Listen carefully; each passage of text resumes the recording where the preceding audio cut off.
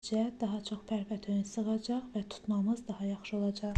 Bankalarımız dolduqdan sonra hər bir bankanın üzərinə 1 çay qaşığı duz əlavə edirik.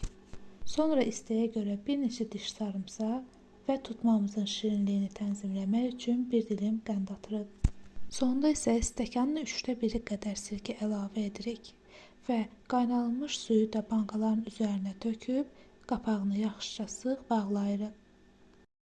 Qapaqların tam oturduğuna əmin olduqdan sonra bankaları dərhal ağzı aşağı, yəni tərs çeviririk. Bu həm qapaqların steriliz olmasına kömək edir, həm də bankanın havasının çıxmasını təmin edir. Daha sonra çevirdiyimiz bankaları isti bir ədyalın üzərinə düzürük. Onları tamamilə isti ədyala büküb bu şəkildə soymağa buraxırıq. Bu proses bankaların daha yaxşı və bərabər soymasını təmin edərək tutmamızın daha uzun müddət qalmasına və xarab olmamasına kömək edir.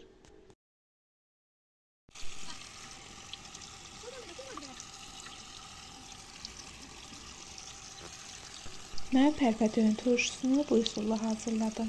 Hazırlayan hər kəsə nuş olsun.